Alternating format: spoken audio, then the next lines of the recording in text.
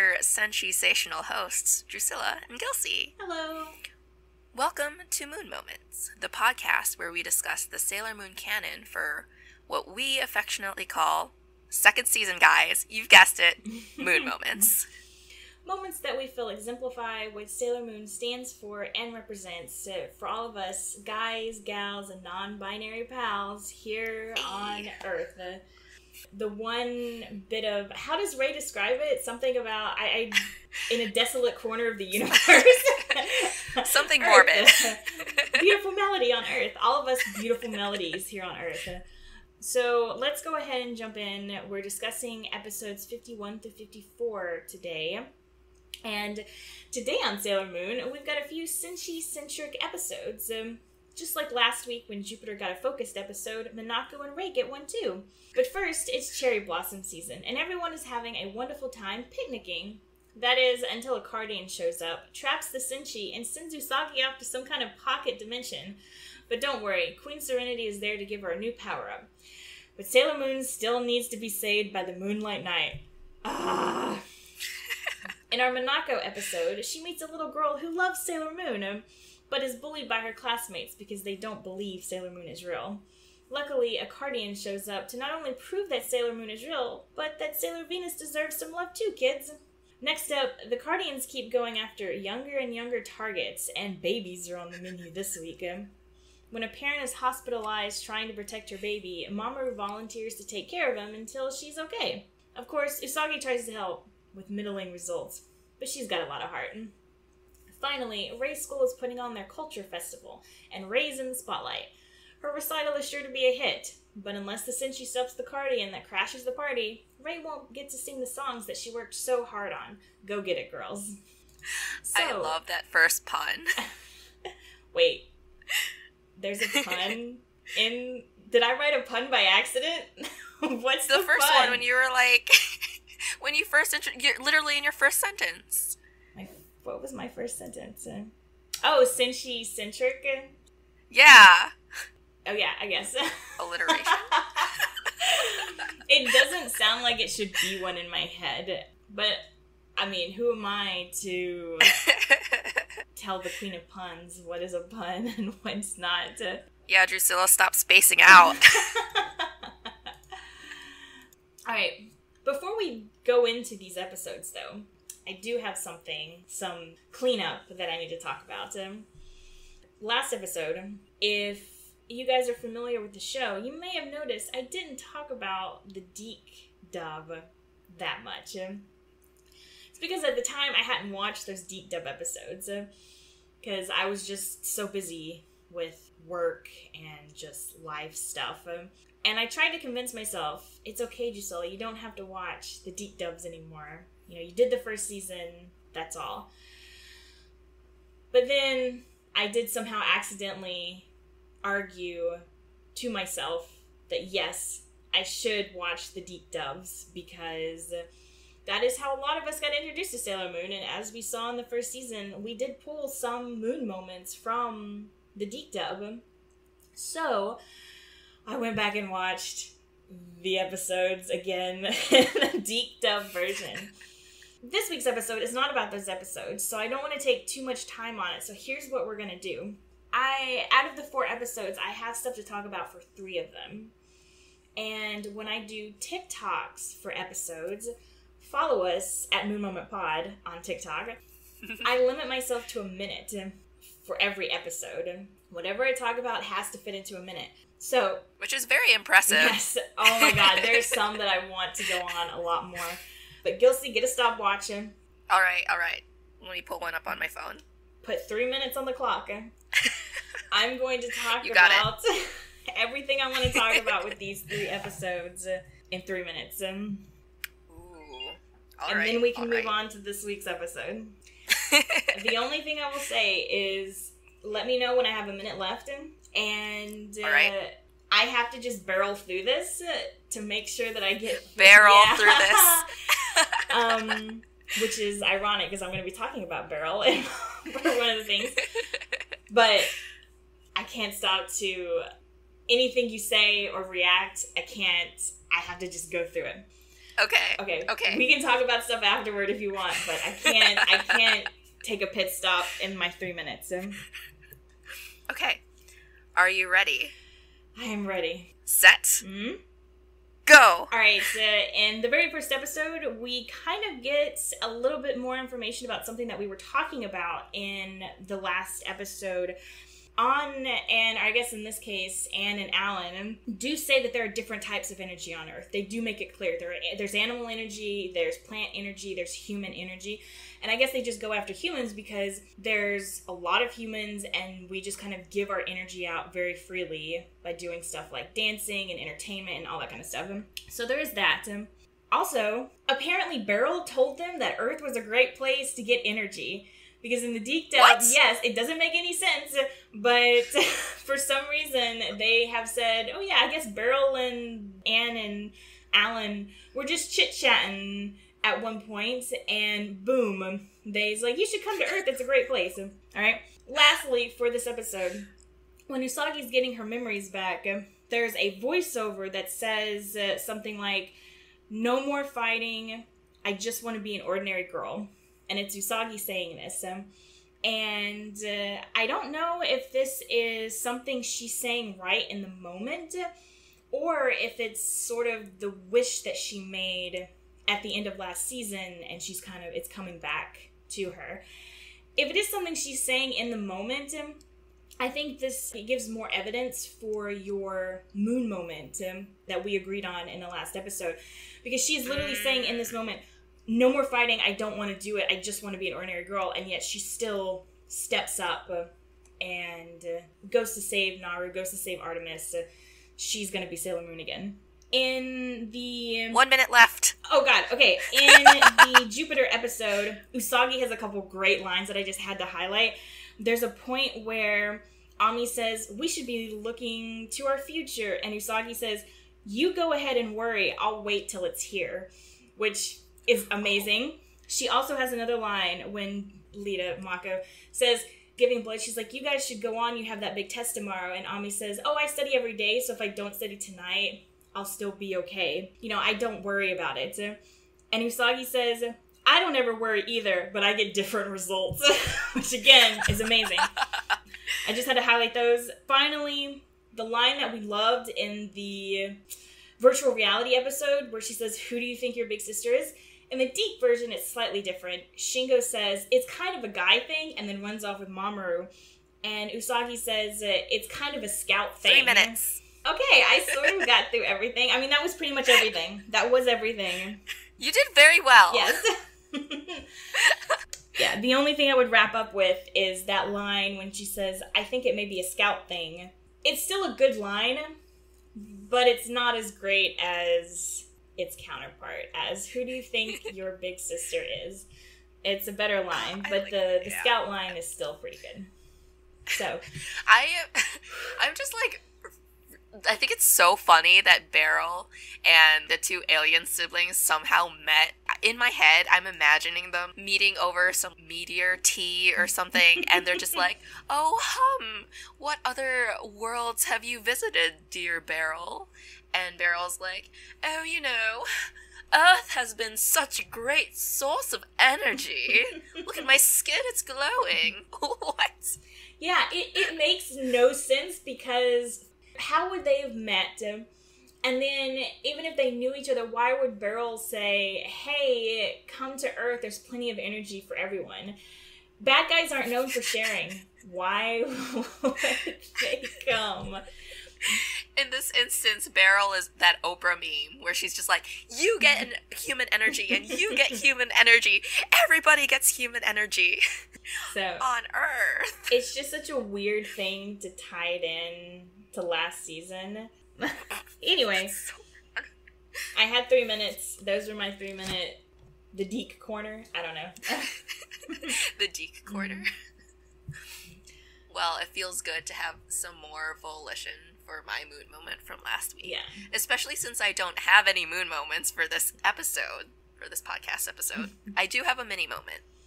But. And I actually have moments, so it's kind of a reverse from last episode. And it is strange I mean, Gilcy briefly mentioned this before we started the podcast, but I do feel like these episodes are a little odd in a moon moment sense, because I don't know if it's just that we've been doing this for a season, and I don't know if I'm a little jaded at this point, but I watch them, and then I realize I get 2 episodes into, you know, our 4 or 5 or whatever, and I think, oh, I'm supposed to be looking for moon moments. Crap.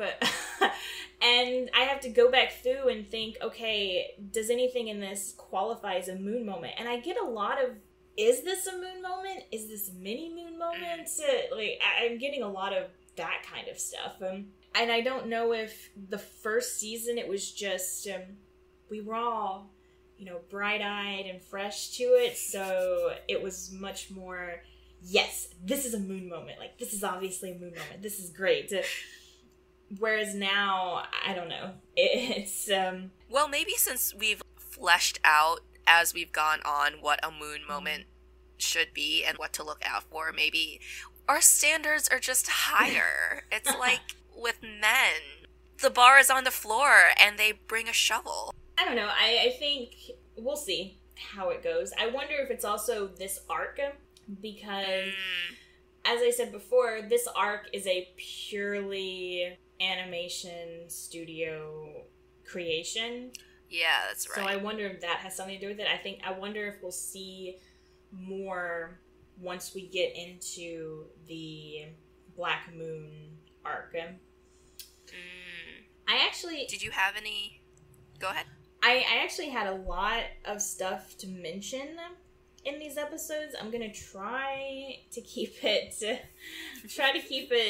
to a minimum. In the first episode, I did not have a moon moment. I have more notes about this episode, the Cherry Blossom episode, than anything else to talk about today, because there are so many, and I wonder if this is because it's a filler arc, basically. I wonder if it's because of this, because my questions are, where has the crystal been? Have none of them been wondering, hey, this thing that we tried for so long to find in the past season, and we were so concerned with keeping it away from the Dark Kingdom, we're just gonna forget about it? Usagi, in, I think, the first episode this season, realizes, oh, I lost the moonstick. Well, guess what? The silver crystal was on the moonstick, but no one seems to be really worried about where the silver crystal is. It's like buried under ice and snow in the Arctic, but they're like, okay, it's fine. And some of what Serenity says sounds like such a cop-out, like a writer's convenience, when she says, here's the silver crystal. It no longer has the power that it once did. Feels like such a cop-out. Here's the MacGuffin. You can't use it for everything anymore. It's just a pretty stone, basically. The Deke version, I feel better about, because it says it's still regaining its strength, which I like better because it doesn't nerf it immediately after battle. Right. It's just, you did something incredible with it. You need to give it time to recharge. And it says, and she also says something like, the more you want to save your friends, the stronger it grows, and you'll be able to turn into Princess Serenity. Which made me think about our discussion with John, and how she has different transformation sequences, and how her transforming into a princess is not as flashy as transforming into Sailor Moon, but it's making her more powerful. And I don't know, I just thought that was really interesting. But this episode, there was just, they never explain what happens with her tiara, why it stops working. Yeah. And the thing that made my blood boil in this episode, she gets sucked into this alternate dimension, which doesn't make any sense. Why would the Cardians send her here? Where did she send her? And then she has this chat with Queen Serenity, even though I thought we were told in the first season, when you see her in that sort of backstory episode, she says, I just have enough power. This is just kind of a recording of myself. Maybe I'm confusing it with, like, a manga thing, because... No, I think she does say that in the episode. What I got from that was, once she tells them this, that's all. She has no more power. This computer, or this, like, vision or whatever has no more power, and so once she tells them what's going on, that's pretty much all there is to it. She will be gone. It's a convenient way for them not to go back to her over and over again. And yet she appears here. Here, I'm giving you a new brooch, which is great because I actually love this brooch, just the way it incorporates the silver crystal and everything. And sends her back, and Sailor Moon starts to get her butt kicked, and I'm standing there thinking, this is basically her power-up episode. Please don't let the Moonlight Knight save her. Please don't let the Moonlight Knight save her. Please don't let the Moonlight Knight save her. Oh, the Moonlight Knight saves her. And then, after that, Queen Serenity gives her the Moon Rod. Why didn't you give her that earlier? And she could have saved herself. It would have been a much more powerful episode. No, we always have to have the Moonlight Knight come in and save her, and most of the time I can just hand wave it away. It's fine. But in this episode, I was so mad because, as we'll see, a theme between these episodes and maybe Jupiter's episode 2 in the previous batch, the girls all get kind of power-ups. Not kind of. The girls get power-ups. They get power-ups. And again, I don't think any of these show up after this arc because they get actual manga power-ups. But still, this is basically Usagi's power-up episode because she's getting a new brooch, she's getting this moon rod, which is called the Cutie Moon Rod, which sounds both great and also that Japanese ridiculousness that we love. But she can't shine in her own power-up episode. Why does she always need to be saved? I don't... Oh my gosh. Yeah, when I was watching it, I was like, why is he even here? Mm-hmm. He does not need to be. All he did was throw a rose, throw out some line. I don't even remember what he said. Hello? She literally just got a power-up. She just got a new brooch. She should be able to do this. She does not need you. You can step off, sir. Mm. Thank you.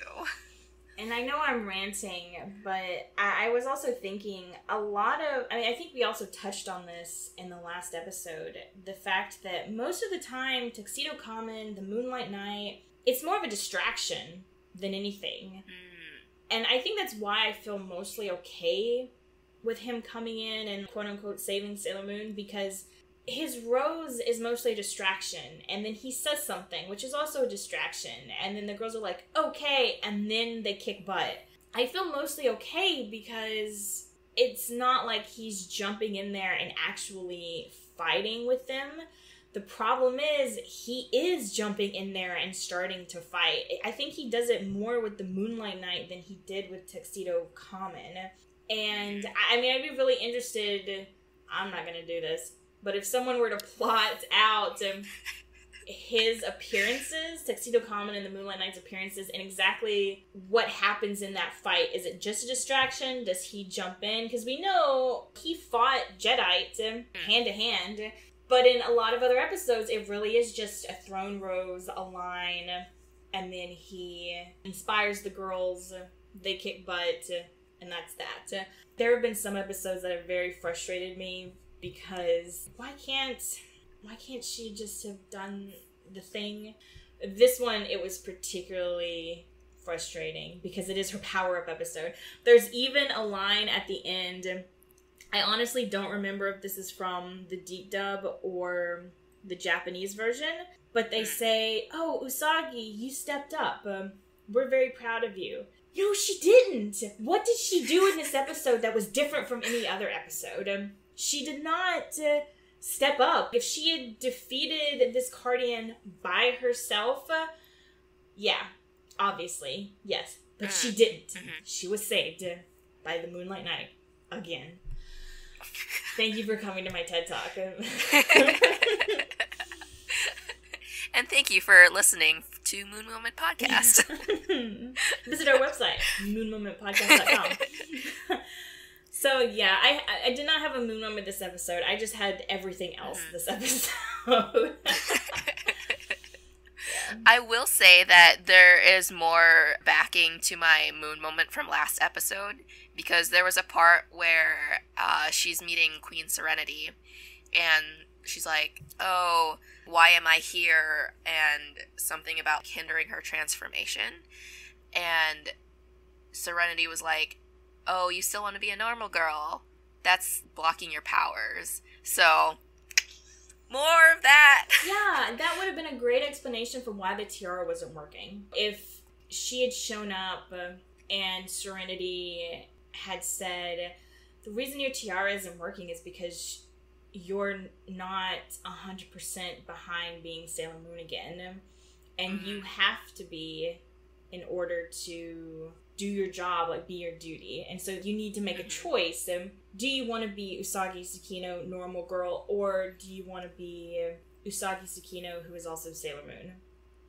I wish she had given her that choice, like, verbatim, because that would have also given a lot more weight to Usagi taking up the mantle again as Sailor Moon. It doesn't even have to be long, drawn-out process. It could have just been that question, a pause, maybe a flashback or two, and then Usagi being like, yes, I am for sure, I want to be Sailor Moon. How about a moment where, I mean, obviously there wouldn't be much tension because we know what she's going to choose, but imagine a moment where Queen Serenity gives her that verbatim choice. She says, you can be a normal girl or you can be Sailor Moon. You know, you need to make this choice.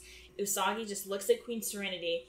The camera leaves the scene and goes to the Cardian maybe sucking up people's energy, draining the girls there in the cherry blossom orchard.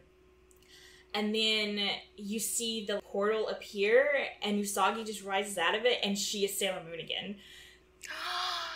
That would have been so good. It would have been so good because, you leave. I mean, obviously we know she's going to be Sailor Moon, but you leave with that sense of what is she going to pick? Is being this normal girl more important to her than being Sailor Moon?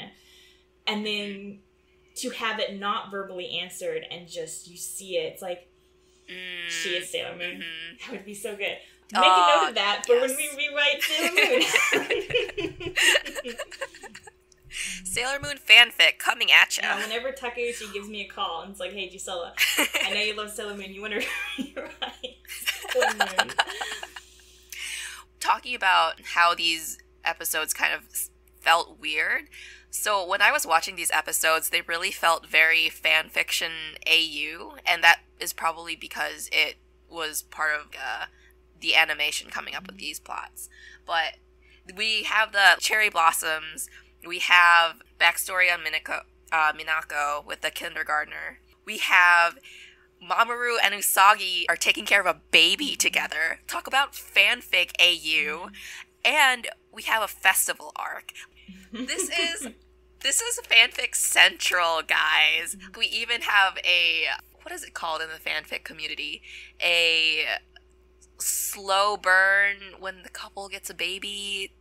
I forgot the actual tags, but come on.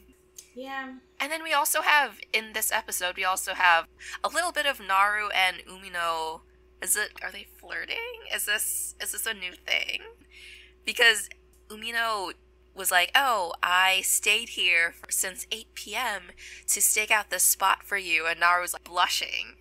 And then again, they're kind of together talking, and when they first get attacked, they hold each other. So, like, are they... It is nice to see that they're not, I guess, 100% in a relationship, because I don't remember which episode, but it was the Tuxedo Umino Sailor Moon episode. Oh, that's right. Where it leaves you with the thought that she thinks Umino was trying to save her, and so she's falling for him because of that. She falls in love with him because he tries to save her, which we felt really weird about because it seems to be a common theme in her relationships. But It's nice to see here that they didn't go immediately into being a couple. They still seem like, you know, they're just hanging out and maybe they're going on dates, but they're still in that blushing, casual, early stages of the relationship. So it's nice to see that. Love it. But yeah, for this episode, I didn't have any moon moments, nor did I have any mini moon moments. It would have been a moment, again, if Usagi was given the choice verbatim of normal girl versus Sailor Moon, but alas, we did not get that. I will say, for both the sub and the geek dub, the music is so on point for this episode. Oh, yes. For both. I talked a lot last season about the music in the show and how surprising and amazing it was in places. Yeah, it was surprising. Like, I listened to the sub and I'm like, wow, I need to make a note. Like, the music is really great this episode. And then I watched the dub and I'm like, oh my god, the music is really great in this episode. So that was a nice surprise. Both episodes had great music. But let's go ahead, move on. Episode 52, which I do have a moon moment for. Oh. It's a bit more abstract. Okay. One of my infamous abstract moon moments. So there's a point where Minako is talking to Mei in the playground, and Mei is describing how she believes in Sailor Moon. None of the other kids do, and maybe she's not real. If a lot of people say that it's not true, then shouldn't they be right? And Minako tells her that if you believe in her, then she's real to you. Ignore what everyone else says. If you believe in it, then it's real to you. And then she goes on to say Sailor Moon is real and blah, blah, blah. But I thought that was a really important moment because we see this in terms of like big picture stuff like religion. Some people are religious, some people aren't. And for the people who are, they believe in it and it's real to them. But even on a micro, like personal level, stuff that you believe in, and I'm not talking politics or anything like that, but something that you believe in, if you truly believe that karma is a thing, you know, what you put out in the universe comes back to you, or if you believe that if you love something, let it go and it'll come back to you. You know, all of these, I don't know, I don't want to say philosophies, but stuff like, if you believe that by doing hard work, you'll get rewarded, or by doing hard work, you'll achieve your dreams, that's the same thing, I think, what Minako is saying. If you believe in something, you can make it real for yourself. And, I mean, I know there are a lot of cynics out there. I'm one of them who will probably come back with, you know, well, actually. But I think for the most part, it's true. Like, if you believe in something, then you can make that true for yourself. You know, if you believe that you can be a great singer, you can train yourself or be a great artist. If you believe in it and you do the work, you can make that dream a reality. I feel like this is really abstract here, and I want to know what you think. But it just, for some reason, that moment in the episode seems really important. And, I mean, it goes on to be sort of about believing in yourself. By believing in something, you're also believing in yourself. And it just seemed like very Moon Moment-esque. Okay, so when that came on, my initial reaction was that it kind of sounds like Sailor Moon is Santa.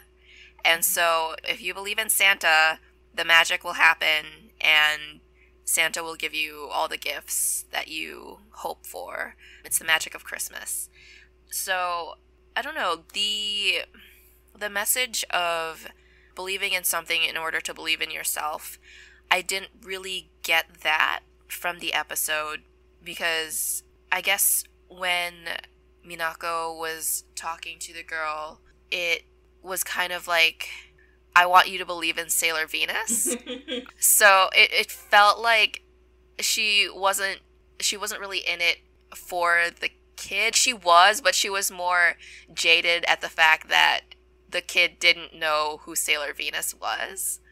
And so I feel like this was her way of being like, you know, if you believe in Sailor Moon, you can also believe in Sailor Venus, even though you also have not seen nor heard of Sailor Venus.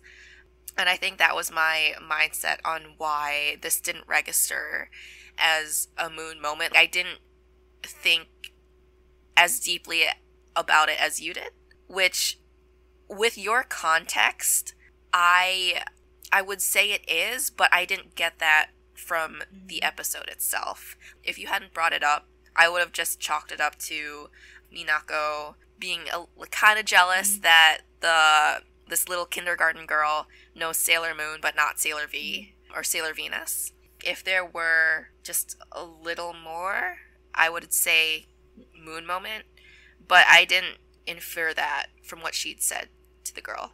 So first, I should say, I think this happens a lot with your Moon moments, or it happens often with your Moon moments. I think sometimes you pull stuff from the show that once you give it context, I think, oh yeah, absolutely, that's a Moon moment. One that immediately comes to mind is when Zoisite is pretending to be Sailor Moon, and Usagi says, we gotta go in there. You argue that was a Moon moment, and I think I ultimately agreed, and it's because you gave it context that I didn't see in the episode. So I think that does happen a lot. I'm happy that you brought it up, because now we have actual words that, you know, we can refer back to it. It's happened, but we haven't recognized what's actually happening. Second, I would say when Minako meets that little girl for the first time, and she says, what about Sailor Venus? And the girl says, who's Sailor Venus? And I think that is the last time that she really thinks about it, Sailor Venus versus Sailor Moon. Because I think the next time she sees the kid being bullying, when she talks to her about it, it's no longer, hey, what about Sailor Venus as well as Sailor Moon? It is, this kid is being bullied because she believes in Sailor Moon, which Minako's in a weird position because she knows that Sailor Moon is real. And, I mean, as she says in the episode, oh yeah, I'm better, like, we've hung out a bunch.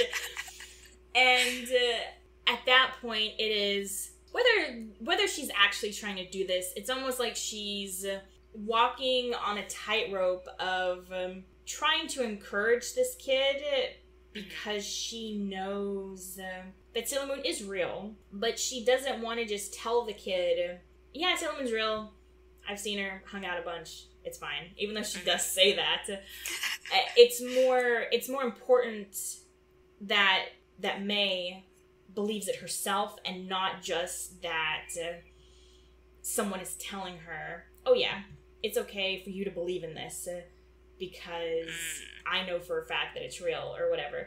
Because the kids even say, again, it's getting mixed in my mind, I don't know if this is the sub or if it's the deep dub, when Minako actually goes to the kindergarten and she's giving a talk to the kids say something like, you think just because we're kids we'll believe whatever you say, and or something like that.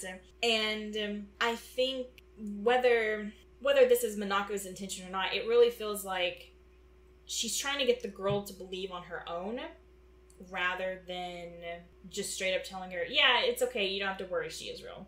By telling her, hey, if you believe in her, she's real to you. That's a very long, winding path from my initial point of, I don't think it has anything to do with Sailor Venus towards the end. But, yeah, I think it has more to do with the little girl being confident in her beliefs rather than her just straight up telling her Sailor Moon is real, or also Sailor Venus is cool too. So. Yeah, I see where you're coming from. I don't know. She tries very hard to get, is her name pronounced May or Mi-I? I have it written down as M-I-E in my notes. Yeah, I have. So I'm saying May. I'm not sure. I did listen to the Viz dub And they do pronounce his name as Ale. Ale? So, ale. Like ginger ale? Yeah. Ah, okay. So, that's how the Vizda pronounces it. We'll call him Ale. Okay. But I have her name written down as M-I-E, and I thought it was May. So then May... Okay, so I get where you're coming from with Sailor Venus, Minako trying to bolster May's opinion, and in bolstering May's opinion of Sailor Moon, she's bolstering the opinion of May herself. But I don't think that May doubted herself. I think it was just the bullies in her class were making fun because she believed in Sailor Moon so much. I think she also started to doubt herself, too. Is Sailor Moon real, or is she not? And that's why it's such a big deal when Sailor Moon does show up, because May wasn't just a situation where, oh, good, Sailor Moon is here, now everyone else will see that she's real. It's more, Sailor Moon is real, I was right, like, she is real. Like, I think May was starting to doubt because so many people were telling her that she was wrong, and Sailor Moon wasn't real, that I think she had started to doubt herself. I don't know, I still don't... I feel like you were starting to give me this moon moment, and then you started to backtrack on it. I still don't see it as a moon moment. Not a full-on moon moment. A mini moon moment. I will give mini moon moment, but... Okay. Alright. Okay, that's fine. I'll take that. Did you have anything for this episode? Not for this episode. Okay. Continuing with... Okay, so... The girls... The fact that... Okay. So I understand why this had to happen. Because they couldn't have the other scouts there. But the way the girls are like, the Cardian's going to attack this kindergarten. And then proceed to not back up Usagi. Just sends her Usagi in on her own. Minako wasn't even meant to be there. It was just a coincidence that they happened to be there. I thought this was so out of character. And I know, and Luna says, well, you're the only one that can use the pin, the transformation pin, which, okay. However, this is proven wrong in a season 3 episode because Mina uses the pin to transform into Sailor Moon. It is a great episode. Yes, it is a great episode. It's fantastic. Okay, well, season 3 future. Yeah. So, as we've said, the pin on its own is such a fascinating thing. Just rewriting the Sailor Moon series with Drucilla and Gilcy. Retconning stuff. I only had a couple other things. First off, you should absolutely watch this episode in the deep dub if you can find it, because Artemis spits fire the entire episode. He is so funny. His relationship with Mina is so much funnier than Usagi's relationship with Luna. Because Luna often comes across as very nagging. Artemis just watches the disaster that Mina is and just makes snide comments about it. And it's incredible. And the Deke version, he's so hilarious. That being said, I am so mad at the cats in the episodes because they talk about, I think it's this episode, in the sub, Artemis says something like, she has so much potential that she hasn't unlocked. And then at the end, when she uses her new ability, you've discovered one of your latent powers. Why didn't you tell them that they can do this? They just have sort of got angry enough to do these special abilities, basically. And the cats hold out so much, and it doesn't make any sense. It does not make any sense. Why can you just not tell them what kind of powers they could have or potentially get? Because then at least the girls would be more aware of it and try to unlock those powers now that they know that they could have the potential to have them. Instead of just tossing them into a fight with very minimal information and then hoping that they will get these power-ups. That doesn't make sense. And they could easily just say, look, you could do this power in your past life. I don't know how you unlock it now, but you know you can do it. Exactly. And the power-ups are treated, like, in Usagi's episode, it's such a big deal. New brooch, new transformation sequence, which is, I like it better than the first season. I love the feathers. And she gets the cutie moon rod. But I think Jupiter's episode is a power-up episode. I think that counts as her power-up episode. But it doesn't really feel like she gets a special power. Minako gets hers here, and it's a big deal is made out of it. Ami gets a new power next episode. Yeah. It's not even... Ami gets it's barely mentioned. Oh my gosh. Ami gets so shortchanged because it is her power-up episode, yet who's the stars of this episode? Usagi and Mamoru and a baby. Like, poor Ami gets just... She barely gets any screen time, too. I know. Like, she is in and out. Yeah, let's go ahead and start talking about this episode. Let's do it. Because babies, they're getting their energy sucked at the beginning. Once everyone is just laying on the ground after the Guardian leaves. Okay, first off, girls, what the F? Hello, did you forget your Sailor Scouts? Did it happen so quickly that you couldn't transform and help? And then they just stand there, and Ami's like, what do we do? And I'm like, Ami, you're supposed to be the smart one. It takes Mamoru, terrible, useless piece of trash Mamoru, to run up and say, call an ambulance. Oh my god. I know they had to sort of get him in somewhere. It would have made more sense if they had been there cooing over the baby, and then he walked by, made some sort of meatball head comment. The Guardian appears and sucks the baby. Let me rephrase that. And drains the babies. The girls could have had this moment of, wait, we can't transform in front of Mamoru. And then maybe by the time they sort of were trying to decide, what do? We can't transform now. The Guardian is gone. And so the moment's over. And then they could cut to the ambulance ride or the scene in the hospital, and then that would explain why Mamoru was there, because that's the thing. They need him to run up and say, call an ambulance, so he can be a part of this whole thing, so he can say, I volunteer to take the baby. Because why else would Mamoru be there? You know what I mean? Like, he wouldn't volunteer for the baby unless he was actually there and was, like, involved in anything. Yeah. So I get why they had to have him there. But it was just, the girls are, I have in my notes, girls, what the hell? Yeah. Anyway, sorry, that's another rant. It's a very ranty episode so far. I sort of had a potential moon moment in this episode, but I wasn't sure if it should just be something like a mini moment or a highlight. I wasn't sure. And I do have a mini moon moment for this episode. You go first, Sim. Okay, so my mini moon moment is Mamoru volunteering to take care of the baby. Was that yours? That was also mine.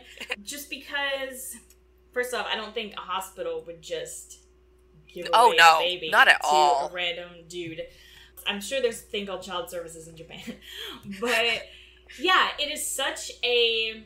It's not like taking care of a dog or a cat. Taking care of a baby is so much more work and so much more just, you don't do it lightly. Yeah. And coupled with the fact that he didn't have any prior memories to being Tuxedo Common, I thought, oh, maybe this is his sense of duty coming forward.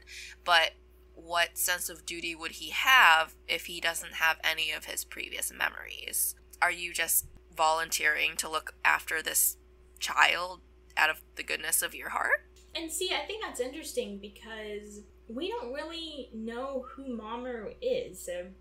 Because anytime we see him, he's, before the whole memories Tuxedo Common thing or whatever, like, he just rags on Usagi. He dates underage girls. And we don't really get a sense of...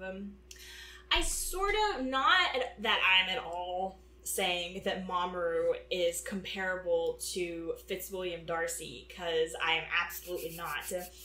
I get the sense, like, there's a line in Pride and Prejudice, there's a point where he says, oh my god, I feel like I'm gonna get struck by lightning for even saying their two names in the same sentence. It's something like, my good opinion, once lost, is lost forever. I feel like that is very much a Mamoru thing. I feel like he doesn't suffer fools. So if he just doesn't waste time on things that he doesn't like. He doesn't go into things thoughtlessly? Yeah. I would definitely say that about his character. But that's the thing. We don't really know much about his character. We know those few things that I listed off, and I get the sense that he is Darcy-esque in the sense that he doesn't suffer fools.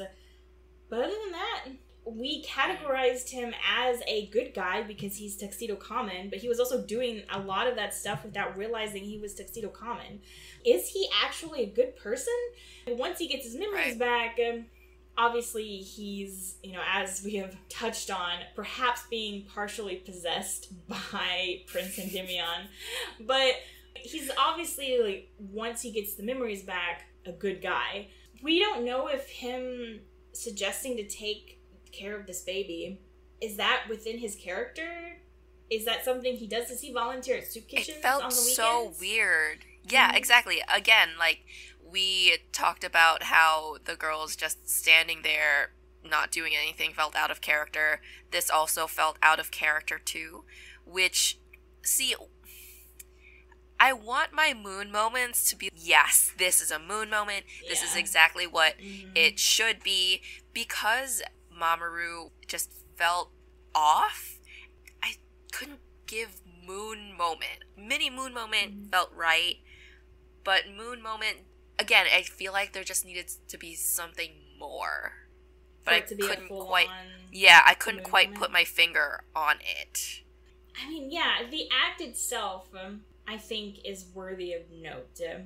If we knew more about Mamoru's character, it might be an actual full-on moon moment. Yeah. But we really don't. And there's even a part where, again, I don't do a good job in my notes of noting what's the deep version and what's the sub when I write stuff down. But there's a point where Usagi says, paraphrasing, are we just fundamentally incompatible? Her and Mamoru.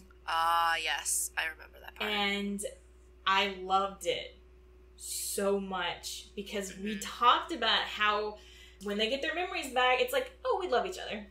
Like, there's none of this, oh, we were awful to each other. Yeah. But it's okay because we have our memories back of how we loved each other in a past life, even though we're two completely different people now. Exactly. I wish this could have been delved into a bit more. And, I mean, I've said that before, too, with this whole memories thing, but I love the idea of Usagi questioning whether they're actually meant to be together because they are so different. Yeah. And I think part of that is because the show has their age differences so much because he's in college and he lives on his own, where she's still in middle school and is, like a typical teenage girl. She reads comics and eats junk food and doesn't like to do homework, and they're just so far apart that if maybe Mamoru has an actual a job. Yeah, maybe Mamoru just likes to try new things, and so last week he was like, I'm gonna get a job at a television station, and this week he's like, you know what, I'm gonna take care of a baby this week. That also reminds me of something I wanted to say about the last episode with Minako. That little girl, when she's like, I don't know who Sailor Venus is, I'm honestly not surprised because Venus has literally only really just showed up. Right. If Mina had said, oh, do you like Sailor V? I bet you anything that girl would have been like, I love Sailor V and Sailor Moon. See, they rebranded and they lost all of their followers. Their followers didn't carry over. That's what happened. Artemis needs to be better about being a manager. Two more things. I do want to highlight that Usagi puts duty first in this episode. There are 2 times that Usagi could be spending more time with Mamoru and the baby, but the girls are like, hey, Ray's gonna do a fire reading. Okay, right. I gotta go. Or when Ami shows up at Mamoru's apartment and says, hey, Usagi, we think we know where the Guardian's going to strike. She tells Mamoru, sorry, I gotta go. So, and I think the important thing about that is she does it without a fuss. She doesn't complain. Oh, but I wanted to spend time with Mamoru. She's just, okay, let's go. I think we need to do a little applause for our girl putting duty first. Go, Usagi. And finally, I found this very interesting. In the Deke dub, there's a part where Usagi says, I bet you my allowance for 2 weeks that he walks before he speaks, or something like that, because they're talking about the baby. Once he walks, she says, you owe me $10 to Mamoru. So in 1996, a 2-week allowance for Usagi was $10. However, adjusted for inflation, because I did think about this, in today's money, that would be $18.01. So I don't think that's bad. $20 every 2 weeks. Yeah. I mean, I did not have allowance growing up. I would have been happy with $20 every 2 weeks. Yeah. Yeah, that sounds great. That's about, what, $40 a month? Mm-hmm. Yeah, that's nice. I actually do know the year because during the school festival episode, they flashed the name of the school and the year. Mm-hmm. And so it's actually 1993, which is the year I was born. Oh. As a Sailor Moon nerd, it is very cool to think that you were born the year Sailor Moon came out. You can measure, you were as old as Sailor Moon is, basically. Think about that. That's right. Mm-hmm. I just have the Berlin Wall. The Berlin Wall fell the year I was born. So, final episode, I had a moon moment. The cultural, speaking of the cultural festival, I actually didn't have many notes for this episode, thank God, because we're running long already. My moon moment is at the end, once the festival is done and everyone's sitting at the bonfire, because we've seen how Ray totally played off how much work she was doing, specifically for writing the songs, and she told the girls, oh, it was super easy, it just came to me, barely had to do any work at all. But of course, the show tells us something completely different because we see Ray struggling so much to write these songs. And my moon moment at the end is Usagi recognizing all the hard work that Ray did. Because she says, Ray, you really did work hard for this, didn't you? And I don't think she meant being the chair of the cultural committee. I think she's really talking about, you really did work hard on those songs and that music, didn't you? And Ray blushes because Ray is sort of like a humble brag in person form, I feel like. She would never... She's not the kind of humble brag to say, it was so much work, you should tell me that I did a great job. She would say, it's so easy, when it really wasn't. And for Usagi to recognize that, no, I know you did a lot of work. I thought that was a moon moment because I honestly feel like as people, we could recognize more work or more things that are going on in our lives. I know that's kind of vague, but just whether it's someone you work with or someone who's working on a project with you for school, or someone who's your roommate who's cleaning the apartment or doing something like that, just recognizing, hey, thanks. Even though this is benefiting you as much as it's benefiting me, because that's really what this is. Like, Ray did not do this recite out of the kindness of her heart. She wanted to be the center of attention. And even though it's on both sides saying, hey, you did a great job. I recognize the hard work that you do. I thought it was a moon moment. I thought it was something we need to keep in mind, that even if it's something that seems easy because someone else could be struggling with it. It could be something that you think, oh, it's super easy to do. I'd have that knocked out in 20 minutes flat. Someone else may be struggling for whatever reason. And so just recognizing when people do work, I guess, I don't know. I feel like I'm spiraling here. But that was my moon moment. I agree. I agree that it should be a moon moment. Yeah. Because, okay, as you were talking, I was thinking about the development of Usagi and Rei's relationship. Mm-hmm. And I feel like their relationship is, they're friends, but they're not exactly the buddy, oh my god, like, we totally need to hang out, like, kind of friends. They're a lot more volatile with each other. And I feel like for Usagi to recognize how much work Rei had put into writing the songs and the musical and all of that, I feel like that is something worth noting as well, because Usagi as a person can be a little self-conceited. She is very in her own world. Mm-hmm. She's not exactly doing it out of spite or anything. She's just kind of spacey. Mm-hmm.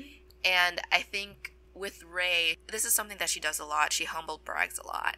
And I think it just goes to show how much their relationship has developed, from them initially just screaming at each other to them sitting by the bonfire, Usagi turning to Rei and being like, look, you worked really hard and I really admire that, and it's something that should be acknowledged. And I think that moment between Rei and Usagi is just so nice and so beautiful. It kind of reminded me of that ski episode. Yeah. Where they were trapped, where they were trapped in, like, that crevice.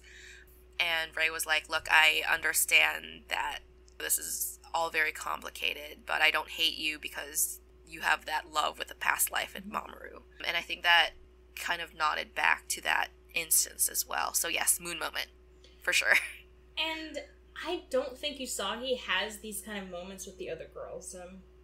I think it's just with Rei. And that's something I think I'll try to keep an eye on going forward. But even in Jupiter's episode, in last podcast episode, when she has that moment of, Jupiter, if you don't feel 100% ready for this fight, you need to take a step back. If you guys haven't listened to our last episode, you should, because we talked a lot about that moment and how just so many layers in that scene. Yeah. But you don't have these kind of friendship moments. Because if you take away the fact, hey, past memories, their discussion in the snow could just be about a boy that they both liked. Yeah, exactly. And you don't get these moments with the other girls. What Rei and Usagi have is more special, I guess, than the other girls, which is sad in a way. Moon moment. Yeah, moon moment. I think that's gonna do it. However, I have kind of a little story that I want to share on the podcast before we wrap up. It has to do with the cutie moonrod. So, if you listen to our wrap-up episode with John Marr, we briefly touched on Sailor Moon merchandise and how I was a huge Sailor Moon fan, could not find it in my hometown. I had to go to a different, bigger town. It was like an hour and a half away if I wanted any kind of Sailor Moon stuff. We had a very strict itinerary that we always stuck to. First, we get to the city, we go to Olive Garden, which is right next to the mall. It was always Olive Garden. And then we go to the mall. We wander through it. I always made sure I went to Hot Topic because that's where the Sailor Moon stuff was. Books, pins, random stuff. It was always there. Then, after that, we went to Toys R Us, which was also next to the mall, because that's where I found a few other Sailor Moon things, specifically the Sailor Moon VHSs. And one day, we were there. I couldn't find anything. Well, we got in line. My sister was buying a toy version of the Cutie Moonrod. And I threw a fit that she was buying it. I don't remember how old I was. I had to have been in elementary school. So my sister had to have been like 3 or 4 at the time. So she was very young. And I threw a fit because my argument was the argument that you see today in she's not a real fan, so she doesn't deserve to have it. So that was my, like, she doesn't really know it, so why do you have it? You know what I mean? And my parents, of course, they said, no. She wants to buy this. You could have bought it if you wanted, but you didn't. So she wants to buy this, she's going to do it. But it's like, she doesn't know Sailor Moon. Like, she doesn't know. Anyway, brought it home. Again, sister never played with it. I'm sure it was one of those things where I was really into Sailor Moon, and so she wanted to buy something that was also Sailor Moon, even though younger sibling, older sibling thing. Well, I stole it from her. I stole it from her multiple times, and then when she would realize it was missing, she would come crying to our mom, and our mom would go in my room and tell me, okay, Drucilla, where is it? And so I'd give it back to her. However, at one point, I stole it, and my sister never realized it was missing. Or maybe got to a point where she didn't care. Either one. And so it's with all of my other Sailor Moon collection as of today. I think it still works if I put fresh batteries in it, and the noise that it makes is actually the noise from the Japanese version. The almost harpsichord noise. That was terrible. It makes that noise, and it was something that I was always confused by. Like, why is it making this noise? Like, it doesn't make any sense. It's because it was in the Japanese version and not the Deke version. Your sister listening to this is just like, oh my god, my sister doesn't listen to this podcast. You get a text right after. She listened to like half of the first episode and was like, okay, that's it. I'm done. Which I get. All the people that, like, all our friends and family, I mean, we dive into super specific stuff, so you really need to know the episodes to understand what we're talking about when we discuss the moon moments or the greater Sailor Moon canon. So, no hard feelings on our friends and family who do not listen to our podcast. We are making it for you listeners who do love Sailor Moon. Yeah, we don't just have a platonic relationship. We have some gravity with you guys. Mm-hmm.